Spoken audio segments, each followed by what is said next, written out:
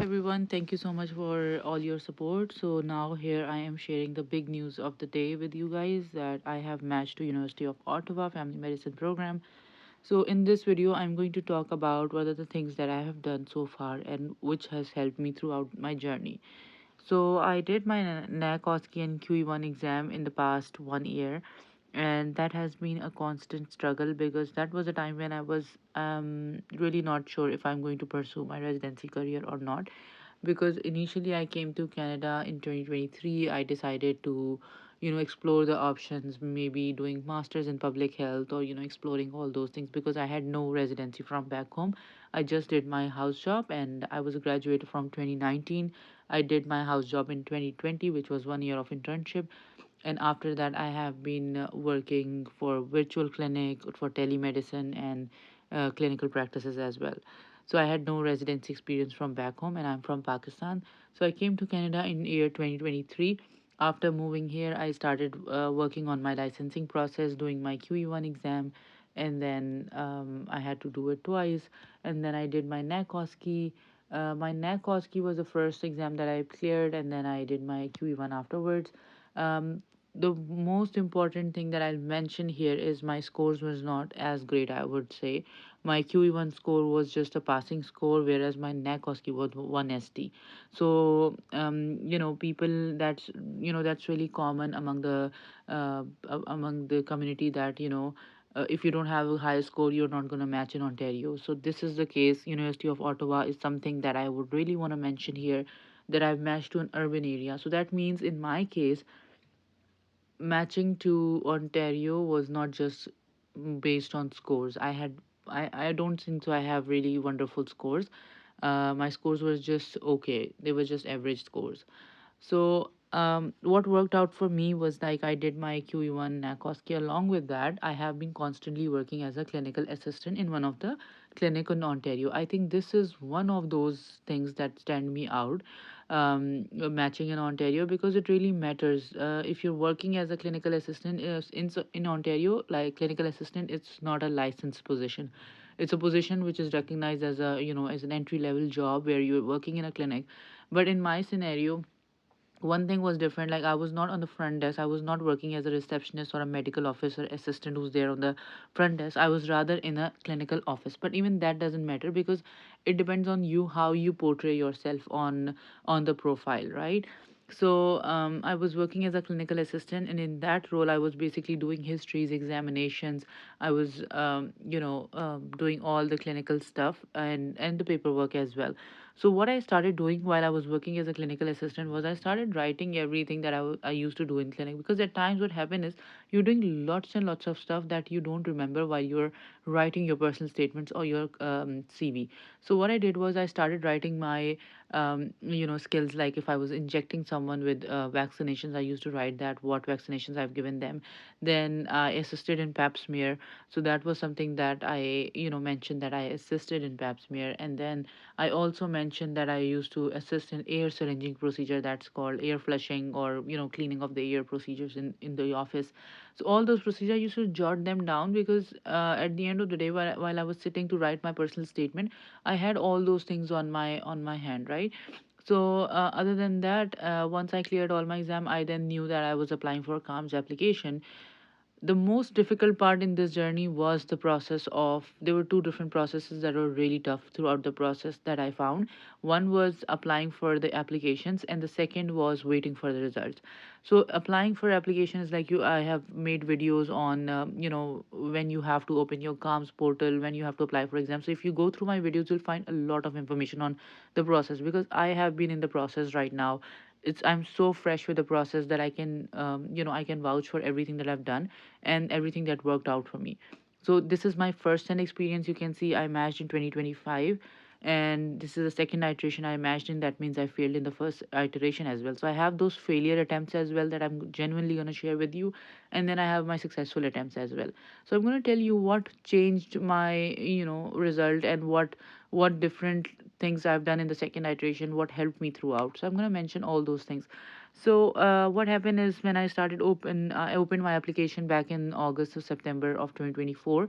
when I cleared my exam, and then I started applying for in November. I started applying for my CaRMS application. So what happened is, like, I did my QE1 exam and my result was not out, but CaRMS application portal was already open. So I had to pay for CaRMS application, not knowing that I will pass my exam or I will fail my QE1 exam, because I did not had my result back then. So believing on God, I just opened my portal, and I was like hoping for the best, and the result came out positive that I passed my QE1 exam.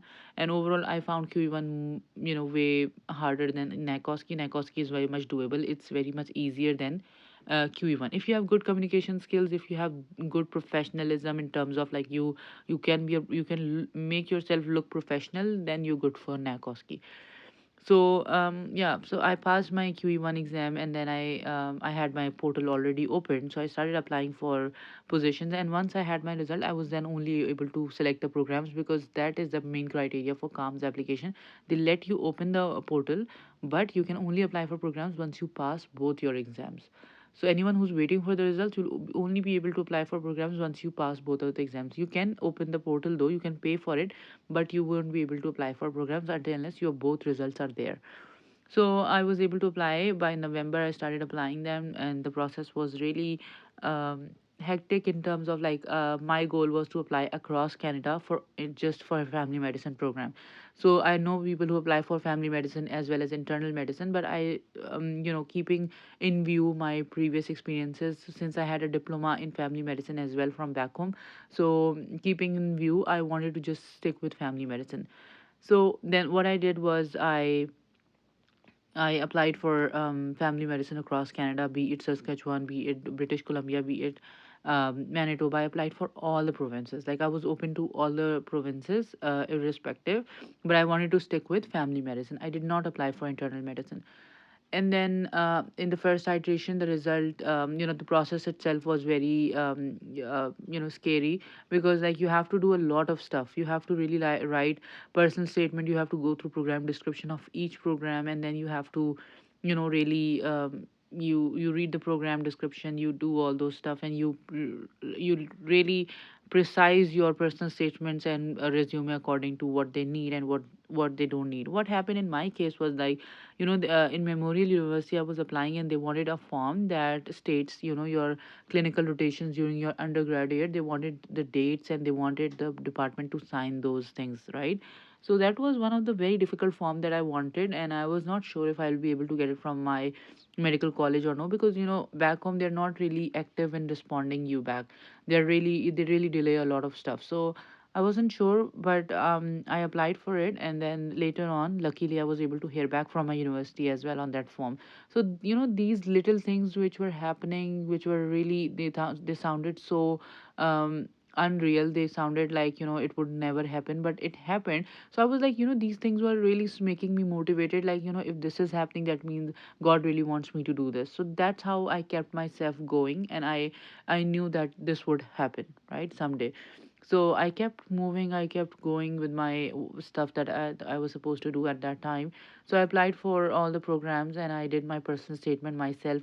I did not really paid a lot. I did not really actually spend a lot of money in terms of QE1. I did not really have any enrollments with any institution except for EMGA. This is one of the non-government organization for international graduates in Alberta. So they really charge you $50, and they're giving you a lot of stuff at that expense. So I was with EMGA throughout during my QE1 and NACOSKI. And even for my NACOSKI, I didn't really spend a lot. I was just doing some mock. I spent on mock exam. I did my one of the mock with EMGA, which was a wonderful mock. It's worth worth what you spend for $50. It's like $50 nothing to what EMGA is offering you at that cost. So I did my mock exam for NACOSKI with EMGA, and then I also did my mock with StarMed, and then I did mock with one of my study groups. So throughout this process, I did not really spend a lot of money. And then when I opened my CaRMS application while I was applying for it, I did not really paid a lot of money to anyone to review my personal statement, to review my CV. I just did it on my own. Whatever felt fine to me, I did that, and then I was asking my peers or my colleagues to review it, and most of them did not, respond back. Or I honestly, on the first citation, I would say I did not spend a lot of money, and I did it on my own. I was able to get one interview on the first iteration. I interviewed with University of Saskatchewan, and that was unbelievable because I was really, I was really wanted to have. I really wanted to have one interview at least, and that's what happened. I did my interview. I prepared on my own. I did not even did any mock on the first iteration. I thought maybe, if I'm doing it this far, I've come this far, then I'll be able to do it. And I believed on the destiny and all those things. And on the first citation, I did my interview on my own. And then I was also doing BC Cap MMI that I cleared. So BC Cap MMI, I told you already in previous video that BC Cap, to apply in British Columbia, you have to go through a pre-assessment that is called as BC Cap, where you do interviews and they score you based on your answers. And after they score you, then only you are able to eligible to apply for British Columbia family medicine program. Likewise for Alberta, I didn't know for Alberta, so I did not apply for Alberta because I stay in Ontario. So I just applied for British Columbia, and that even requires some cost towards that. So I applied for British Columbia as well. I was really hoping that I would get some interviews from British Columbia, but I did not get any. And also I got good score on MMI. But then I also had to do FM Pro C and Casper exam, which I did, and I did not really scored well on FM Pro C as well. So my scores were just mediocre, I would say. They were not really good. So the point of making this video is like keep going, and I'll tell you what are the things that made me stand out. One of those that I already mentioned is the clinical assistant position. There are few more that I'll just mention here, and that would really give you an idea of what you need to do if you have not scored well. If you just pass the exam, that's good enough. Don't just stay back because you did not scored well, or don't think that you will not match in Ontario. No, that's not the case. Just keep going. Try to fill in the gaps that you have in your CV. Okay, so that's my goal towards this video, that to help you guys with what you can do to make a difference to get match into your programs, right? So yeah, so while I was doing my interviews and everything, I got my result in on March 4th, and to my surprise, I was really hopeful that I'll match. So I did my interviews with University of Saskatchewan, and the interview went well. Like, it was a conversational interview.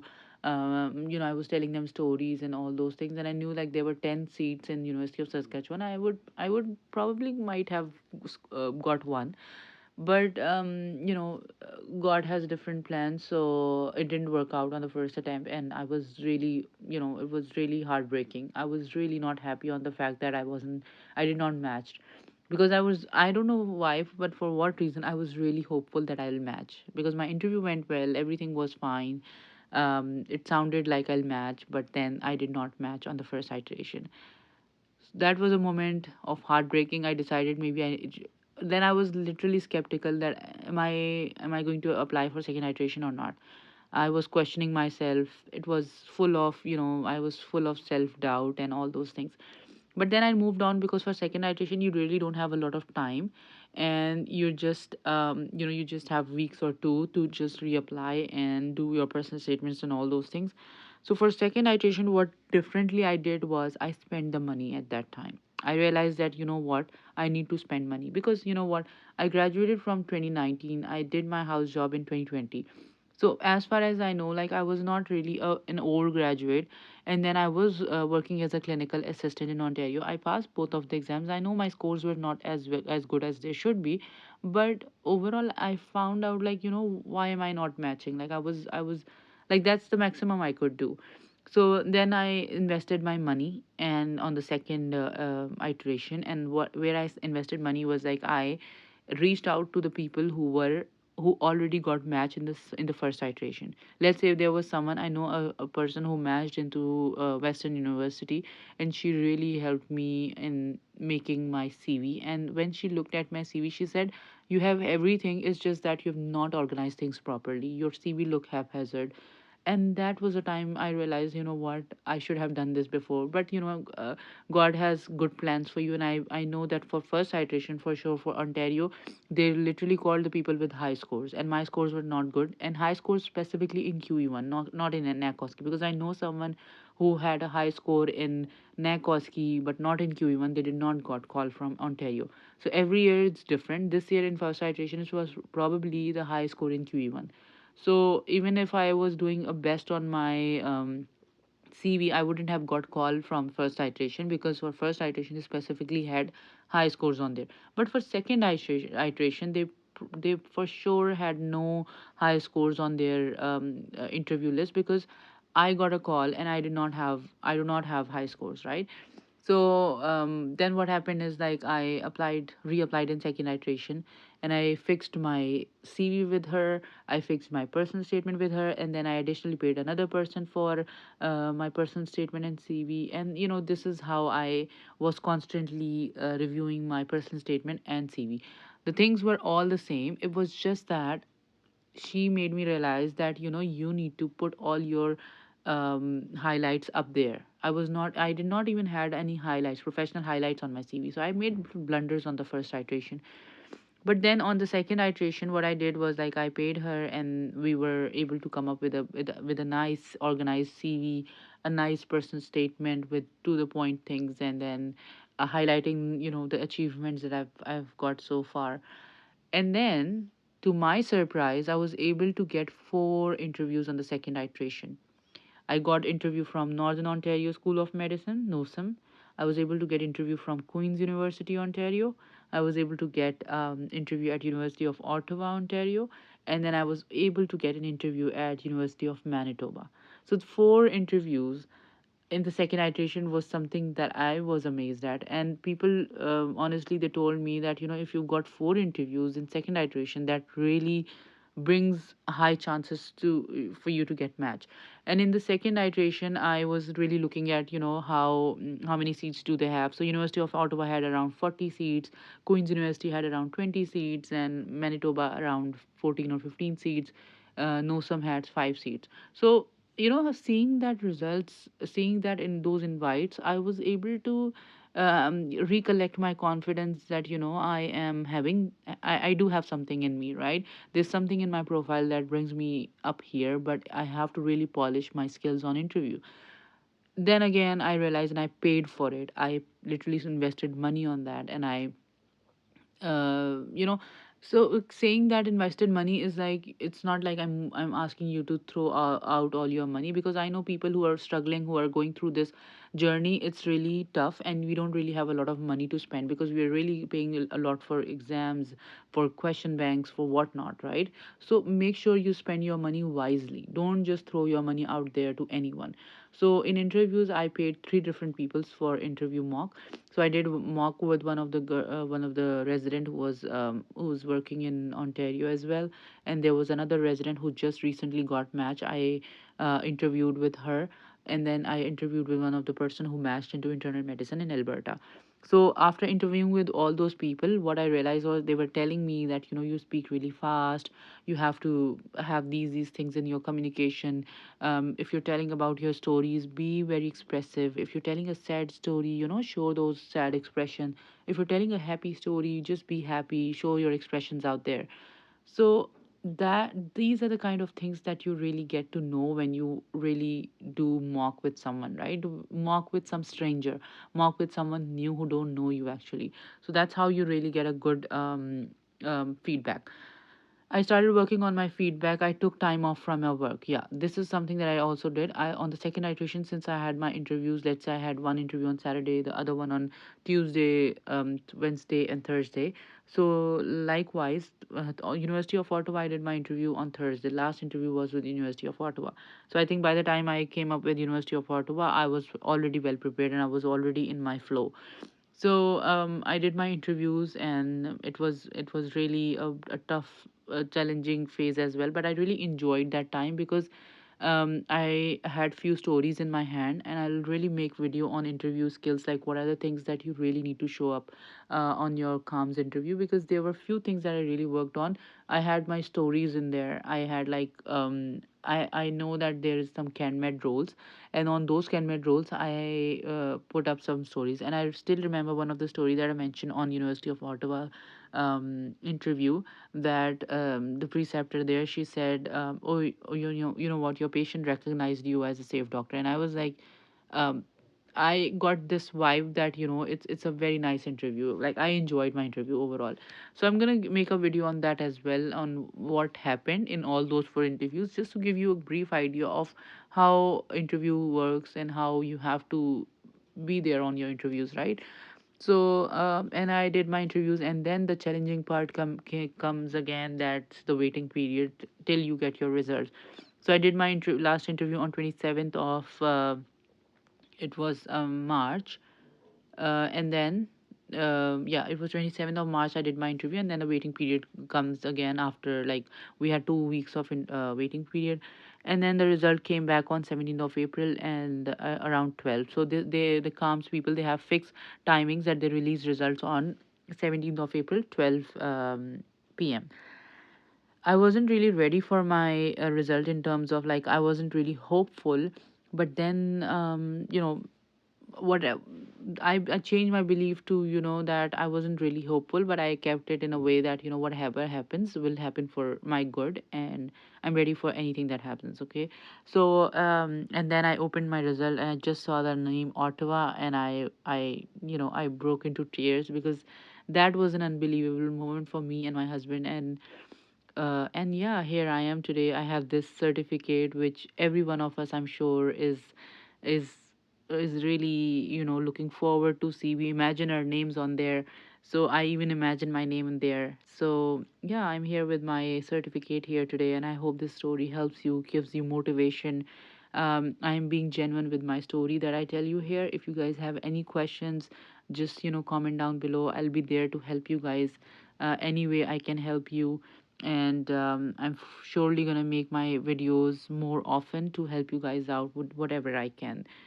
So this is one of the motivational story for me. I know second iteration is more competitive than first iteration, because the difference is, in the second iteration you're competing with the Canadian medical graduates, the military graduates, all those graduates, right? As it says, University of Ottawa Family Medicine, Ottawa, unit-based competitive stream. Competitive stream is the one where the Canadian graduate is also competing with an international graduate, because in the first iteration you specifically have your seats, so you're competing against your international graduates. But yeah, I mean, things worked out for me. I'm really blessed, and I'm really glad. I am hopeful that all of you who are there, who are subscribed to my channel, who are there seeing my videos, I hope all of you match, because I understand and I know how painful this journey is overall, how emotionally draining this journey is. So I wish you all good luck, and do comment down below how you feel about this video, how you think, things might have worked out for me, because even now I'm clueless, like, how did it happen? But I know I've really put in a lot of efforts. I know I have really been continuously in a journey where I was reflecting back and seeing what else I can do.